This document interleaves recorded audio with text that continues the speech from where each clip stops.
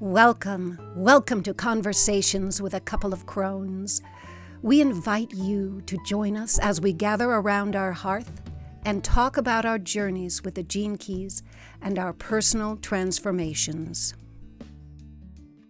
Hello, everybody, and welcome to Season 2, Episode 4 of Conversations with a Couple of Crones. And that is actually what our conversation is about today, being crones. So we are going to start out with Where Am I Now, as we usually do. Last week we had a guest star and didn't start with Where Am I Now, and we missed it. So yeah. Where am I now? Well, I've got a couple of things going on. We just moved into the Radiance, which is in the Sage's Golden Path journey, and I am feeling very relaxed. My Gene Key in this particular sphere is all about relaxed resolve. And so I'm just blissfully bathing in this relaxation right now. And, not moving things along quickly, no striving, at least at this moment. We will see what happens, because a lot of times when we pop into the next sphere, our shadows do come up. So I am open to whatever happens, because I know in the long run it will get me even more relaxed eventually, because the more I shed of my traumatic responses, triggering attitudes, the more I'm able to relax into just being. So that's nice. Yeah. I am in a conundrum at the moment. I have a hair appointment on Monday, and I had quite a few years ago now, I set myself the goal to grow my hair long, because I never in my life have I allowed myself to grow my hair long.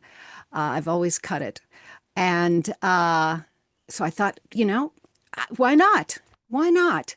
So I set myself that goal, and I have been doing that. But now it is now longer than it's ever been in my whole life. Wow. But with the length, I've lost my curl. I've lost a lot of curl. And if I was a teenager right now, I'd revel in this, because I always wanted straight hair. Those were the years of Twiggy, straight hair. Yeah. And but now I love my natural curl, and as it grows longer, it's heavier, and just the way my hair is, it's lovely and it's beautiful. But I miss that curl. So I'm in a conundrum about whether to cut it shorter so the curl comes back, or leave it long. And you're just going to have to wait and see what I do, because I don't know what I'm going to do. It looked absolutely lush on that last video that you Ah, shared with me. yeah. Um, Yeah, it does it look was all lovely. golden and lush looking. It's getting to the point, though, where it's kind of like I have to always do something with it, because it annoys me to have it in my face. It annoys me when it's in my face when I sleep. So yeah, we will see. And so, that is one of those dilemmas of life that has no ultimate meaning. I mean, whether I cut it or not, I'm still going to be me. Nothing's going to Yeah. change about who I am, other than Yeah. the way I look, and so what? Yeah. Yeah. You're not Samson. You're not going to lose your power because you No, cut no, your no, no, no, no, no, no, no. In fact, I might gain power because the You curl is might. back. Yeah. I have a Leo rising sign, so my hair is quite important to the way I look. Yes. Um, and then the other thing that's going on right now is that I am building a course for Gene Keys Unleashed, and the course is all about taking those questions for our inner work inquiries and decorating an index card using art journal techniques, collaging and mark making, and then putting the question on them so that you have a file of your important questions. So I'm building a course at the moment to do that. And so that's a lot of fun as well. It's going to be called Playful Pondering. And I wanted to bring in that childlike essence of play, because we are all anyone in Gene Keys Unleashed is on a difficult path. It really is, even though it is so rewarding and so fulfilling and absolutely amazing when we have our breakthroughs and our epiphanies. It is not easy, and it is not, I mean, there is a sense of ease when you finally move through some of your stuff, but Yeah. it is an effortful thing.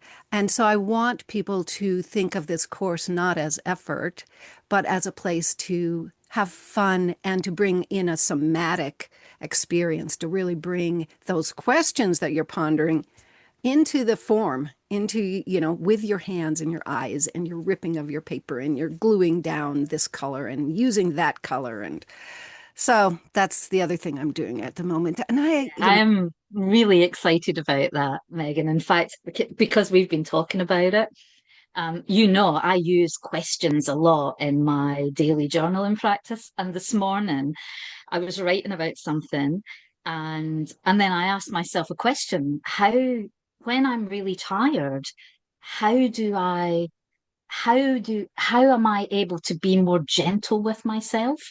And I've now got an extra little notebook by the side of me on my desk where I'm writing down questions I can put on my index cards, yeah, because that's a really important question. it Because is. I actually, this kind of where I am now is, yes, we've moved into the radiance, and I'm not feeling particularly relaxed yet. I'm feeling really tired. And um, I'm reading all this stuff, that Richard talks about in the radiance about radiating light and health and vitality. And I'm thinking, I am exhausted. Or as we Oh, would say yeah, here in the UK, I'm knackered. I'm yeah, knackered. You know? And I was writing about that this morning, and I thought, what I need to do is just be more gentle with myself. yeah, How can I be more gentle with myself? Because it does, I mean, that is where I am now. I'm tired. We like you just said, doing this work is, it can be hard, hmm, and I'd done a year and a half of working one-to-one with Haley, then had just a few weeks between that before we moved into Devoted last year, where we traveled our golden path for a whole year and really dived deeply into it. And we had this conversation. You must be fed up of me saying, I'm really tired. no, Because no, especially that second half of the year of Devoted was quite intense. The whole thing was intense, and it's exhausting sometimes. It's it is. tiring to keep doing the inner, even though you want to do it, it is still tiring. So that's kind of where I'm at the moment, is feeling a bit tired, and so using the radiance that we've moved into as a way to ask myself, how can I support myself in this? How can I support myself to be to move into more radiant health and well-being? And I realized, as I say, that I need to be gentle with myself, and I need to have more space. I need to bring it. I mean, Richard talks about it a lot, doesn't he? In all of the gene keys and all of the teachings about bringing in spaciousness. And it's something that Haley has talked to us about a lot as well. Yeah. And I realized that I really do need to bring in more space and not be constant. There's a lot going on. Just doing the golden path is a lot to be going on with, and not to be filling up all the gaps with all these other things, and not be having this constant to-do list and I must do this and I must, Yeah. that I can bring a little bit of spaciousness into that. I mean, one of the things that I thought it was really interesting, actually, because I wrote this in my journal, that I got to stop looking at social media, because I get very easily sucked into social media, um, as a means of seeing what is going on in the world. And I can get sucked into a bit of a rabbit hole there. And I just written in my journal, like, maybe I should just have a week of not looking at social media. And then there was something, I can't even remember exactly what the words were, but basically Richard says something in the course about, um, like being gentle with yourself for this month, being kind and making more Yes. space. And I thought, maybe I need to not be doing social media for the whole month of the radiance, of not, Yeah. maybe just only checking to see if Richard has gone in and done something, you Yes. know, Yeah. Well, and Richard and and Haley, I think of Richard and them Haley, as yeah, pauses anyway, yes, because exactly. they're giving us teaching moments.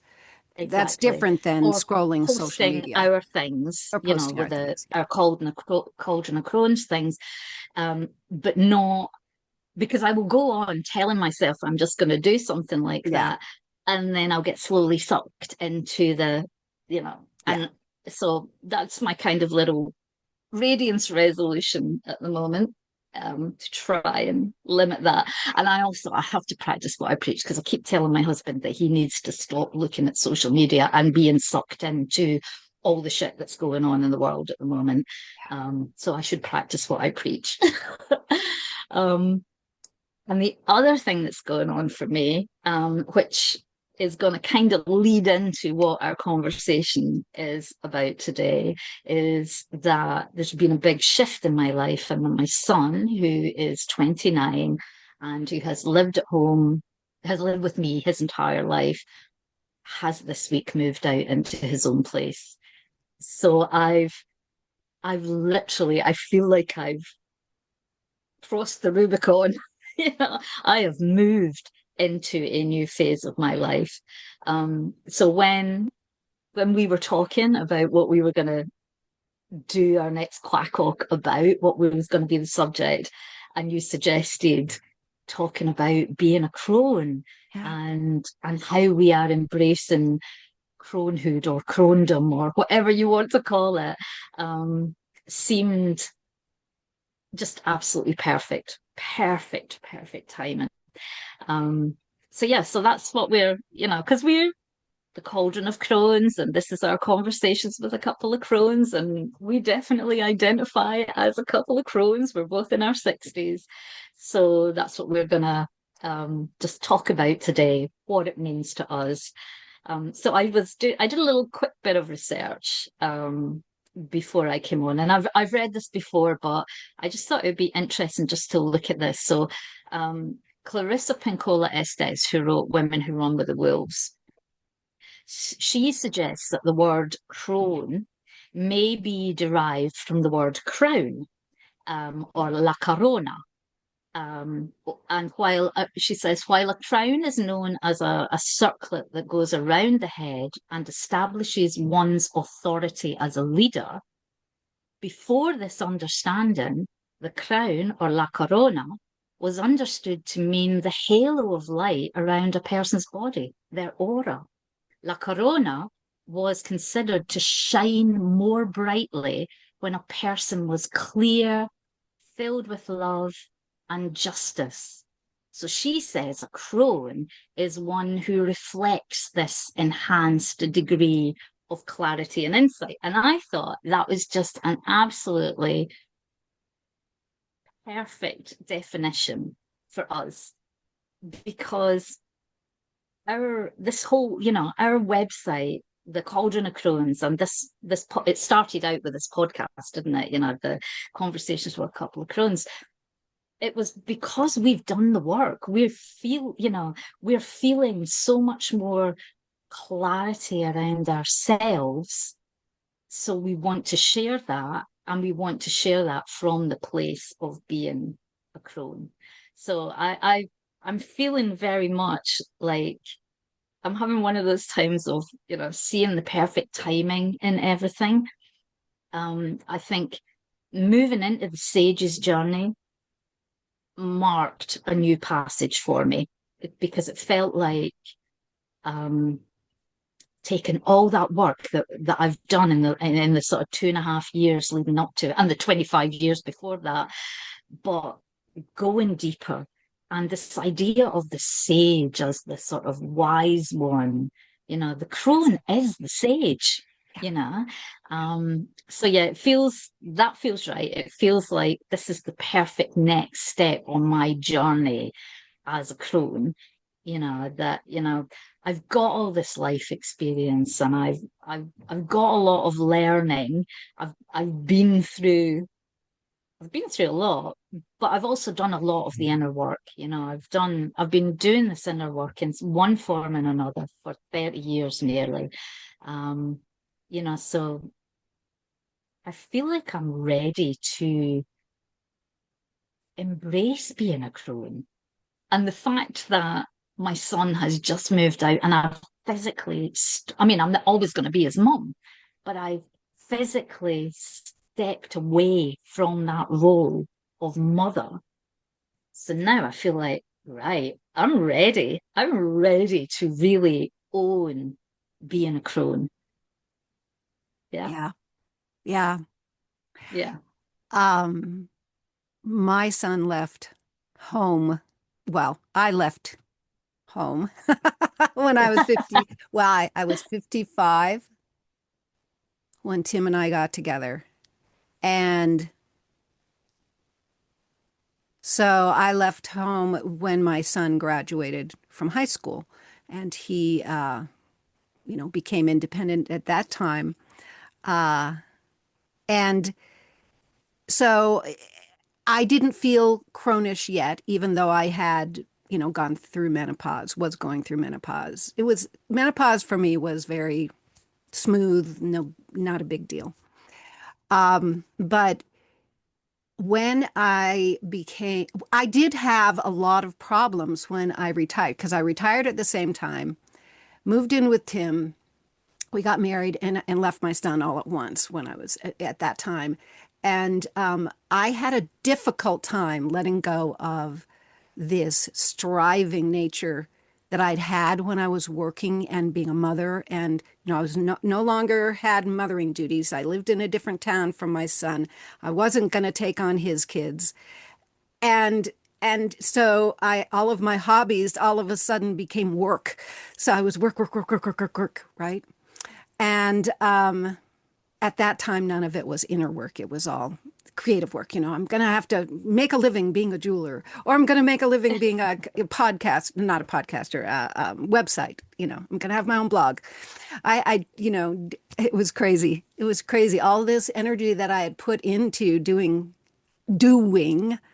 motherhood, single motherhood, and doing my job and making sure that we had food on our table was all of a sudden, I had all this freedom, and it's like all the energy was still there, you know? So, little by little, I started just making art. And over the next 5 years, I got into art journaling and I started letting go of the striving, right? But I still didn't feel like a crone yet. And when I turned 60, I decided to research it a little. And so I found the book Crones Don't Whine by Jean Shinoda Bolin. And I did a whole art journal around Crones Don't Whine and did research into all these women who were crones and women that I wanted to emulate, like Maya Angelou Yeah. and Julia Cameron. She was one of them, Yes. you know. So, but I want to read something that is in this book, Crones Don't Whine. To be a crone is about inner development, not outer appearance. A crone is a woman who has wisdom, compassion, humor, courage, and vitality. She has a sense of truly being herself, can express what she knows and feels, and take action when need be. She does not avert her eyes or numb her mind from reality. She can see the flaws and imperfections in herself and others, but the light in which she sees is not harsh and judgmental. She has learned to trust herself, to know what she knows. I think Wow. that's That's like the inner perfect. work we're doing right now with the Gene Keys has taught us this, Yeah. so we are actually moving through this stage. I mean, she does say these crone qualities are not acquired overnight, and Yeah. they're not, you know. So I've sort of been living. I pretty much, it's a very small book. Anyone who is over 50 should read this. Crohn's Don't Whine, Concentrated Wisdom for Juicy Women. And she has a number of, beautiful little chapters on what defines a crone, who is that paragraph that we just talked about. So anyway, I do feel like over time, I have started embracing what she says. And I loved, Mm. we were going to talk earlier this week, we talked about this, but where we're more interested in how we are in our inner life than our outer appearance. Yes. Yes. That has changed a Absolutely. lot for me. Yeah. Yeah. And I think that's one of the things that, like you say, it takes this work, this journey of becoming a crone doesn't happen overnight. It's a long, protracted journey. But I think that's one of the things that kind of you get little surprises, don't you, along the way where you go, oh, I suddenly realize that I don't feel that way or I don't think that way anymore. So maybe I am actually embracing this throndom or cronehood or whatever you want to call it. Because I mean that whole question of appearance, you and I, we both had years of body image issues. And, I mean, you had disordered eating, which you've spoken about. I wouldn't have ever called it disordered eating, but like this sort of loathe hate relationship with my body, where I just didn't like it and it wasn't what I wanted it to be. And the only time, in my younger years that I liked myself was when I was really, really skinny. Yep. And I was only ever really, really skinny when I either starved myself, like dieted to the extent that I was literally starving myself, or where I was so stressed out that I was sick. I was so sick that I was losing weight. And I just don't feel that way anymore. And it really, I had that little, it was a real sort of, yeah, oh, surprise moment when I realized that I was talking to you about this earlier this week, that I was looking at these images of Demi Moore Mm, at an award ceremony, and she is stick thin. And that's you look at pictures of celebrities like the women who did Wicked, they're so thin. They look like they're from a famine yeah. country or a war zone. And there's now these, I don't know whether they're patches or injections, but there's these drugs that are now freely available that just literally strip the fat off your body. And I know 20 years ago, maybe even less than 20 years or 10 years ago, I would have been tempted to go down that road So would because it I. would be, Yeah. oh my God, here's a route to get really skinny really quickly. Yeah. Um, but now I'm like, well, actually, no, I'm Yeah. not interested in that. I'm not interested in looking like a skeleton anymore. I'm not really, I'm interested in what's on the inside. and and I wouldn't want to, because it feels to me like that is poison that they're putting in their bodies. It's got to be poison that they're putting in their bodies that makes your body expel fat. Yeah. That's not a natural thing. No. And and I and that to me that was a little, oh yeah, I've definitely moved into my crone years, because when I was younger and striving to be thin and to be accepted by people and to be wanted by Yeah. people, I would have done anything to get skinny, you know? Um, and it feels like that's um, a little thrown badge of honor that I have no interest in doing that. It's like plastic surgery and Right. think like I just couldn't imagine. And I've had to have an operation for health reasons. There's no way I would do that to myself. just for the No, way I look, you know, no.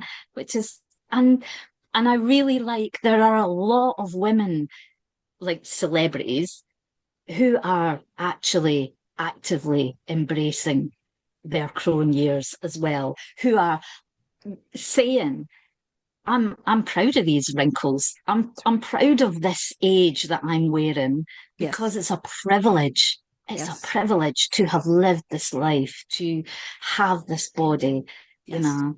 Um, so I think that that's at least there's that message is getting out there as well to I hope counterbalance so. this And I hope it, dreadful. yes, I agree. I Yeah, really hope people listen, that it, my body was never, my biological body was never meant to be skinny.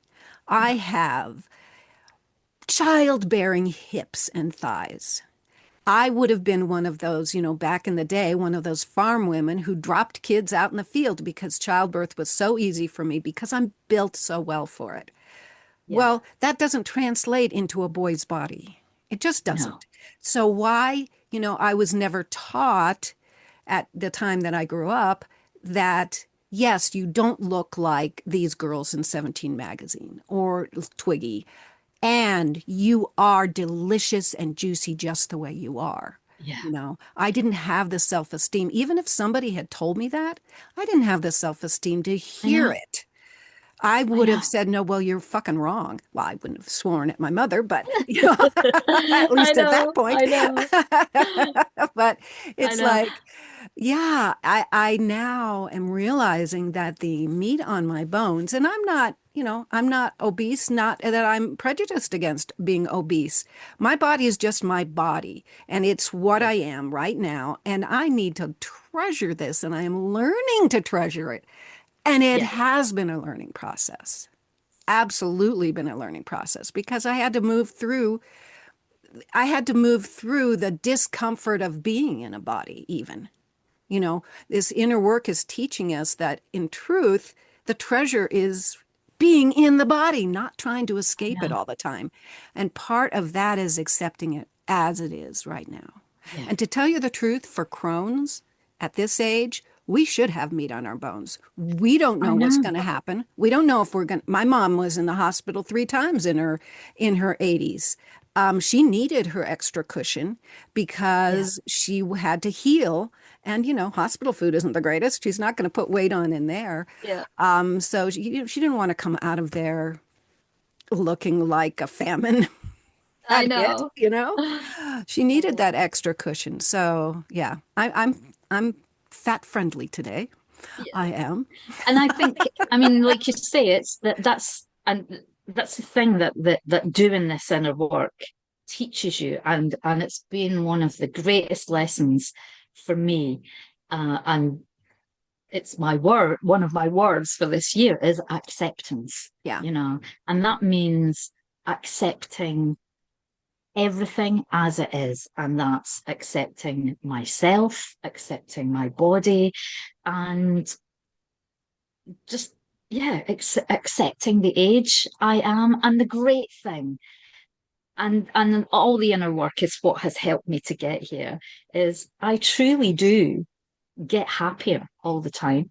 Yes. You know, Yeah. you know, I I wouldn't want to be a teenager again. I wouldn't Oh my want to God, no. be that angst-ridden 20-year-old that I was again.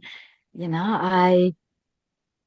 I like me, and Yeah. that what it's been a long, slow process. It's been, doing the inner work, and it's been slowly coming to accept myself as I am and love myself instead of, you know, using the shape of my body as a stick to beat myself with. Yes. I'm like you, I think, well, I've got a fine pair of hips on me, you know.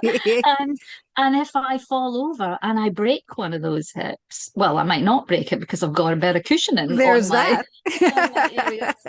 Um, but also, if I do get sick or I do have to have an operation or, something, I've got some meat on my bones that I can Yeah. bounce back quicker and I can heal better. And I feel I feel I know I started out this where am I now by saying I'm really tired, but at the same time, I feel happier and healthier than I ever have Yes. in my life before. Um, and I mean, there's so much goes along with being a crone. The fact that I don't feel like I need to explain myself anymore.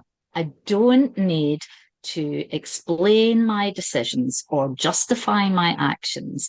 As long as I'm not hurting anyone else, I'm just being me, Yeah.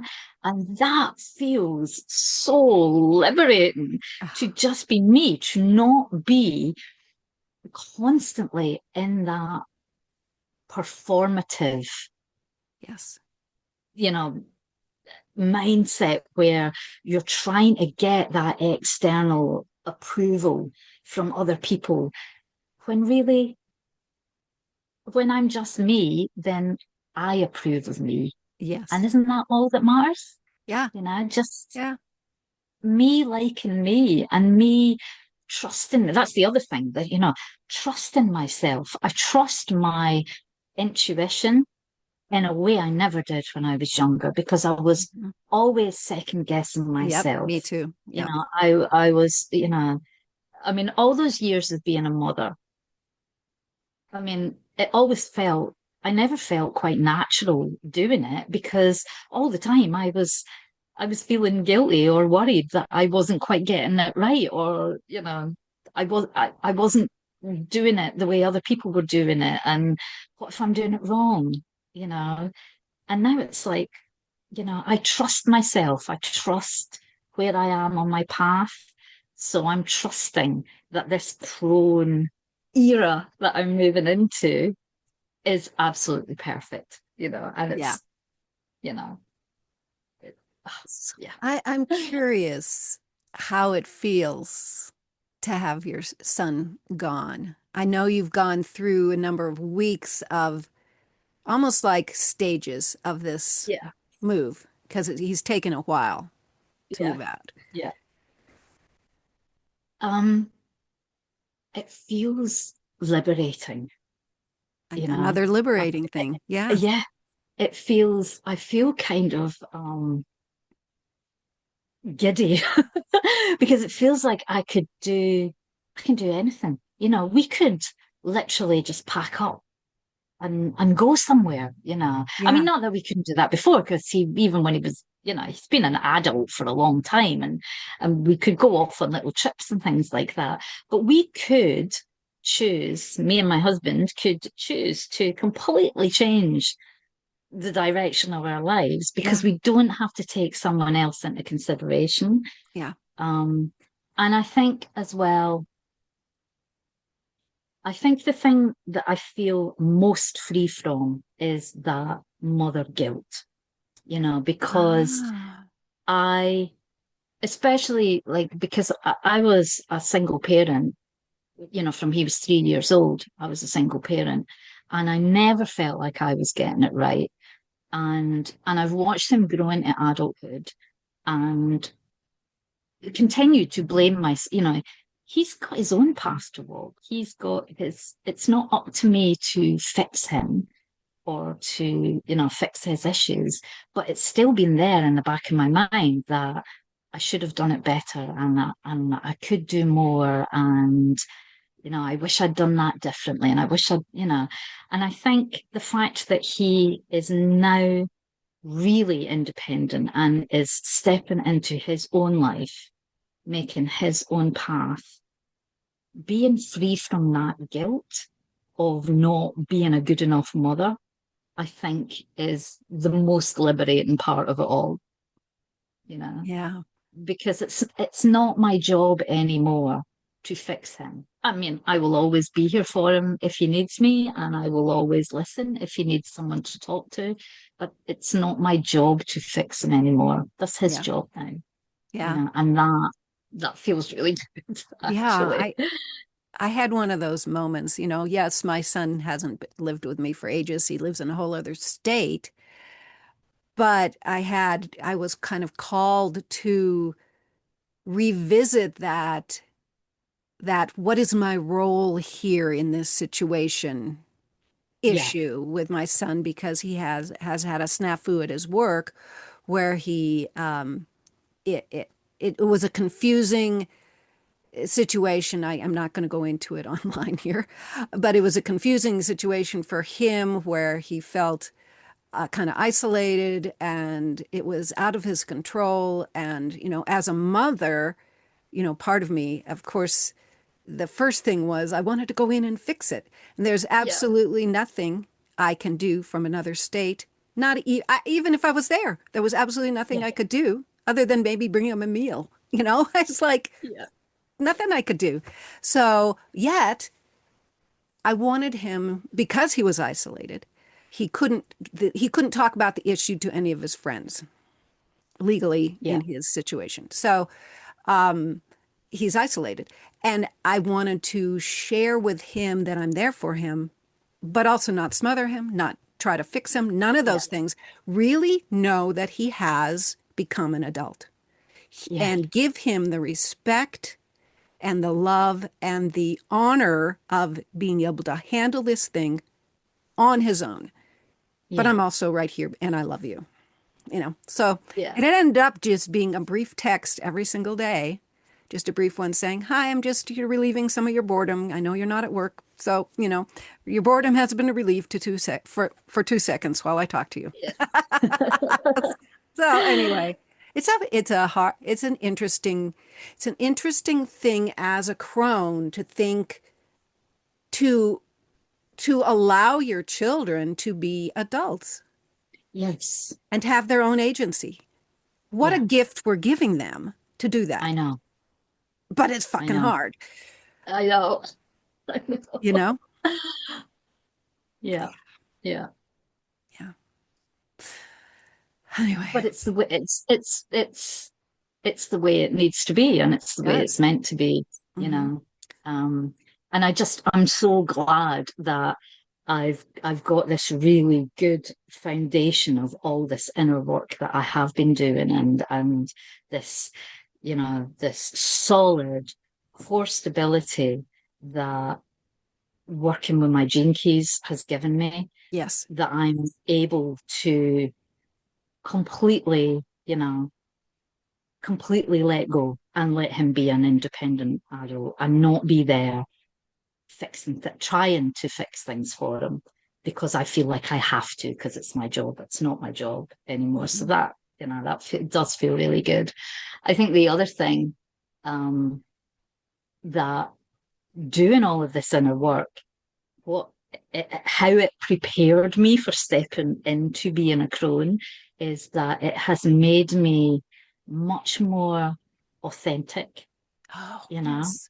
Yes. Um, I mean, it's something that I have strived for, and I've written in my journal so many times over the years about I want to be true to myself. I want to be authentic.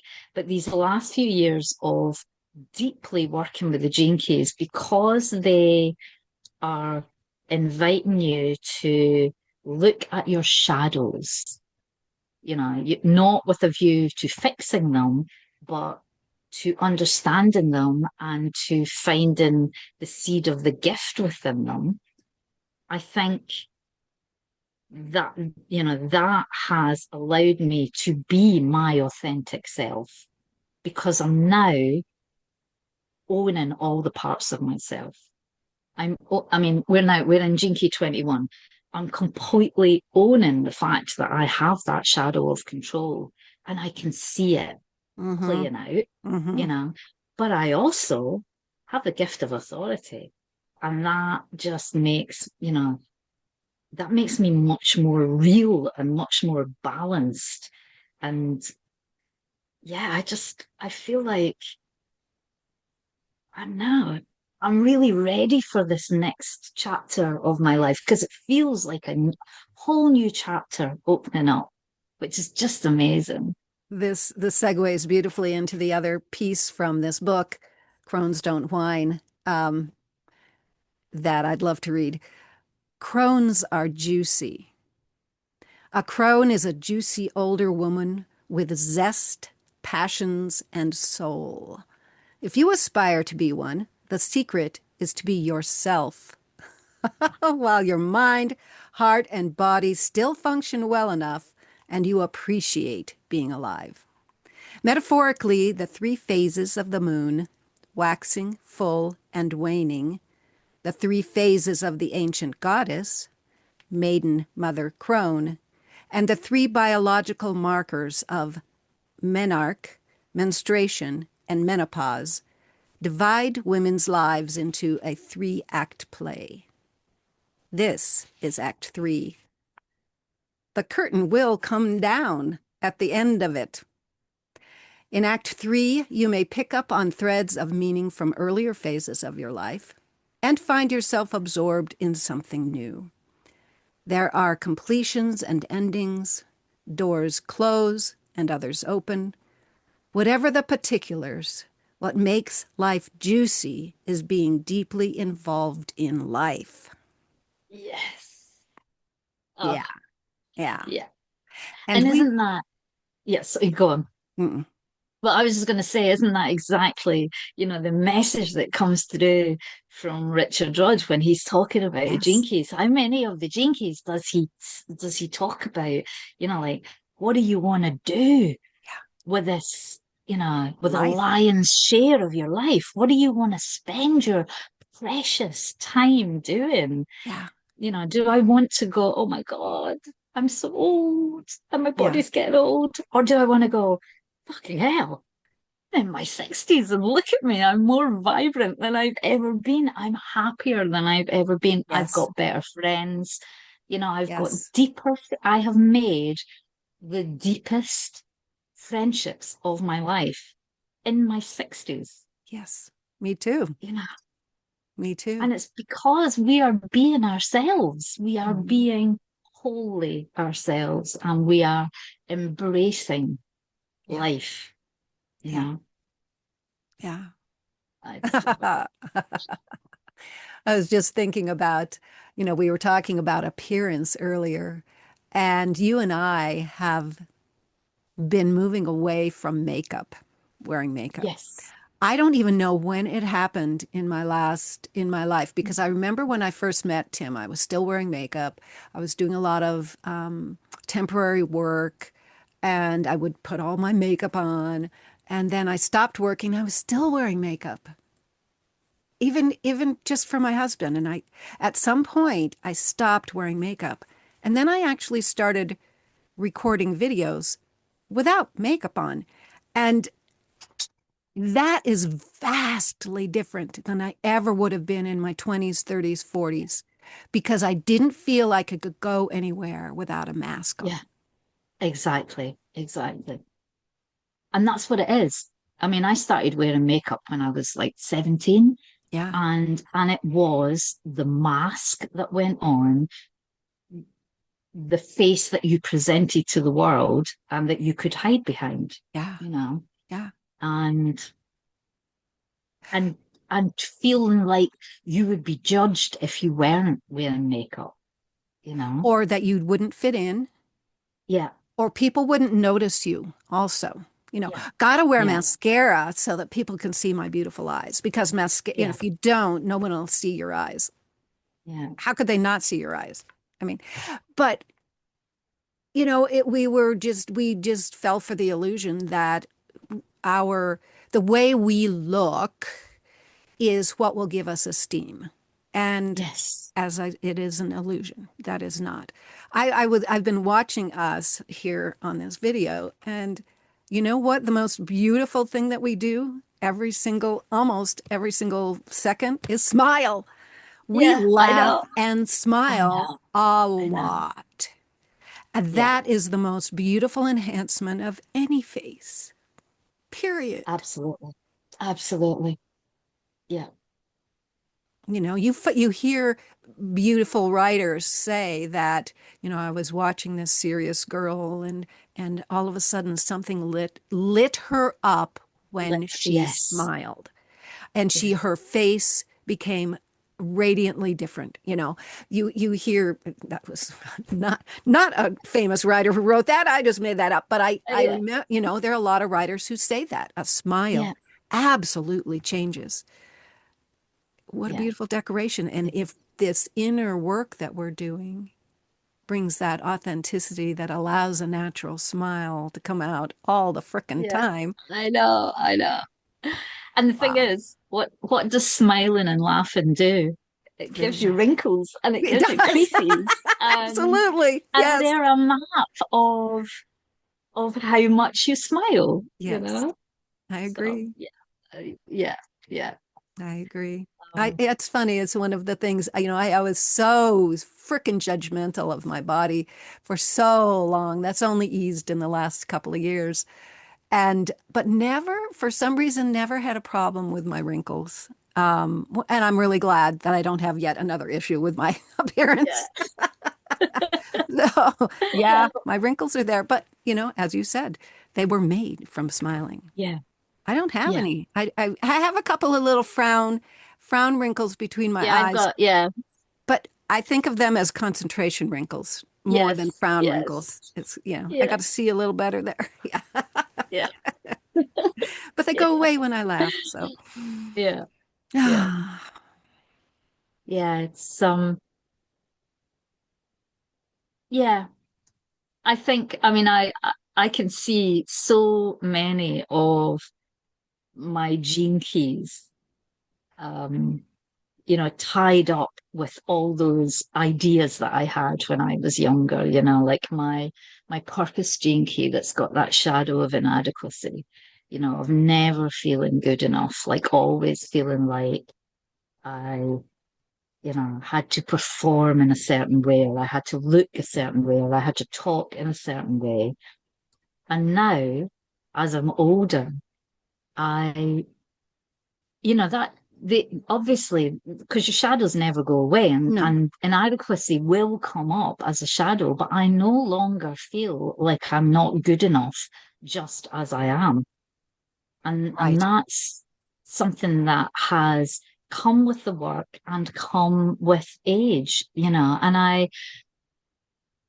I feel I feel sad for the younger me who didn't think she was good enough, I who, know.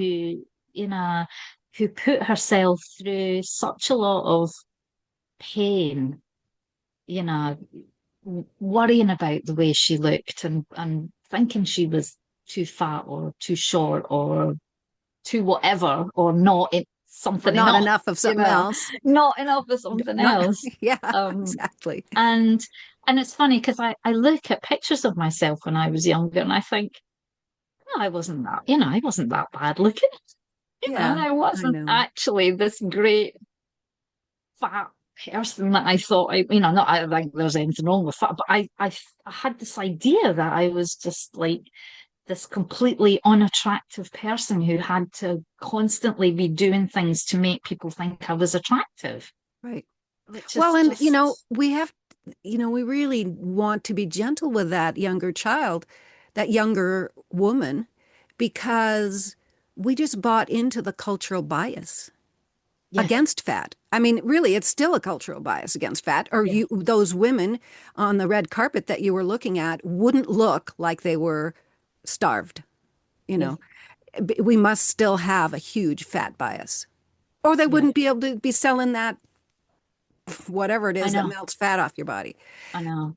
If our whole culture just allowed people to be who they biologically are and just let them be whatever they are and consider Yeah, that beautiful, can you yes, imagine the smiles there would be everywhere? I Because people would know. be so much easier within their bodies. Yeah, So I think we both need to forgive our younger selves and have so much compassion for them because look at they got us here. I know. I I'm know. I'm talking to my best friend who happens to live in England, I know. and we're I talking know. about really kind of tender things, and we're loving every minute of it. And Yeah, that younger self got me here because of all the difficulties she went through. yeah, Because, you know, suffering is grace. Yeah. She had to suffer to find the grace. Yeah. I was thinking about that earlier today, and just, even if I could go back in time and change some of the things that I felt I did wrong or mistakes that I made, I wouldn't, because everything did lead me here. And that doesn't mean that I'm not gaslighting myself into thinking that it was all okay that I suffered, Oh, because it no, wasn't. It wasn't no. okay at the time. It wasn't Right. okay. But it did all get me here. And it's like that's what I feel as well about the relationship I've got with my body now, is celebrating the fact that I'm 63 this year and it's still going strong, Yeah. Yeah. it does all the things I want it to do. It takes me out walking every Yeah. day. It laughs every day. It makes me happy, Um, and just trying to celebrate the fact that I've come this far, because there's so many people don't get this privilege, This you is know. true. So many, we are so lucky that we are actually able to not only reach our crone years, but to be so juicy and Yes. vibrant in And our crone liberated. years and liberated. Exactly. Yeah. We're free to be the women that we want to be. Yes. And that's pretty amazing, really. It is amazing. It is Yeah. amazing. Yeah. Yeah. Ah, Did you remember to think up a whimsical I question? did not think Well, of a whimsical question. Did you? I did. Have you got one? I do Okay, you have go one. first and I'll see if All I right. can think of one. So, um, let's say that you are free to move and you decide to move to closer to the ocean. Okay.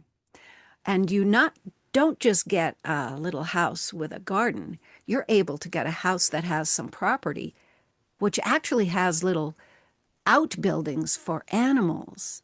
And all of a sudden you go, oh, what kind of animals do I want to put on my property? What would I like to raise in my little family farm? What kind of animals would you have? Or none. You can choose I none. I if I was gonna have animals, I think I'd want a horse. I would Nice. absolutely love to have a horse. Um, Especially if I'm living close to the sea. I mean, my dream would be to be able to ride my horse on the On beach. the beach. So yeah, Yes. I want a horse. And horses get lonely if they don't have a companion. So I think I would have to have either a grumpy little donkey or a grumpy little goat to go along with it, That just so sounds that it's got lovely. some company. Would you have any birds? Do you like eggs? Um, I do, but I have had chickens in the Oh, past, that's right. That's right. and they can be a bit of a nightmare. Yeah. So Yeah. I don't think I would You do don't the think you can do chicken that. thing We'll again. I don't think stick I with the would go big. there again. I would hopefully have a neighbor who had chickens and I There you could get go. fresh eggs There from you go. them. Um, ah, Let me see. Can I think of a throne related whimsical question? Oh, you haven't let me answer. You can think Oh, while I'm sorry. answering. Yes, you go. You go. Okay. Sorry. That's all right. I actually do have enough property, but at my energy level right now, I probably will never get animals. But in my dream life or in another life, I would want geese. I like geese. I think geese are just big old characters. And so I'd have geese. And then I'm with you. I'd need to have a horse. But I think the companion animal for me would be a cow. And the reason is because Haley's animal for her life's work is a cow. And her Yeah. evolution is the bull, but it would be a cow. And even a milk cow. I wouldn't mind having a milk cow and making milk products, cheeses and stuff like that. I think that would be fun. But and maybe a pot-bellied pig. Pigs are pretty amazing creatures. Maybe a Yeah. pot-bellied pig. We'd see. I'm way too lazy at this point to have any more animals than the four cats and one dog that we already have. Yeah, yeah. The good thing about pigs is that they are nature's rotivators as well. So if you want to plant anything, they're great for clearing the ground. Ah, nice, If you want to nice. plant anything, yeah, yeah. Um, okay, I'm gonna, I might have asked you something like this before, but All right. I'm, I'm reading or at least I'm listening on Audible to the Keeper's origin stories that you turned me onto. And I, there's the three priories um, that kind of rule their area. Um, and the prioresses have their mystical creatures. So there's the phoenix, the dragon, and the unicorn, who's a black unicorn and a bit I scary. know. So if you were a prioress, what animal would you have? What would be your magical creature? I absolutely adored that story, and I adored the phoenix in that story. However, now I have a lot of having read the whole story. And you're going to have to put the now you're going to have to put that in the notes for this, what the story is for Yeah, people if they want to read it. yeah. Um, I feel a lot of empathy for that unicorn and the prioress who has this relationship with this magical creature, does not appreciate it and does not Mm. honor it. And I have a feeling that may be why it turned black. I don't know. Was it originally maybe Um, white? But this prioress is a greedy, yeah, she's not a nice person. slothful, selfish person. So if we're talking about the energy from this story, I would definitely want to see about that. See about healing the unicorn. I definitely would not want a dragon. That no, no. Right. And I No, don't know enough no. about other creatures. I suppose a Pegasus might be a fun creature to have. Yes. Yeah. But that's along the lines of the unicorn. So Yeah. yeah, yeah. I definitely within that story loved the whole arc around the Phoenix. So Yes. that would have been definitely would have been a Yeah. choice, but feeling a lot of empathy for that unicorn. Yeah, I like the Phoenix too. I like that. I just like that whole idea of death and rebirth Yes, that the Phoenix yes. represents. And you've been through that Um, part where there was a death and a rebirth yes. of the Yeah. Phoenix. Yeah. Yeah. Yeah. Yeah. We're not going to say any more because everybody needs to go through that on their own if they're going to read it. Yeah. Oh, So, well, thank you, Megan. I've really enjoyed this conversation. It was it's good been to talk wonderful. about being a crone It is. and It is. embracing being a crone. Yeah. And Richard says something. I was looking. He says something in one of my sage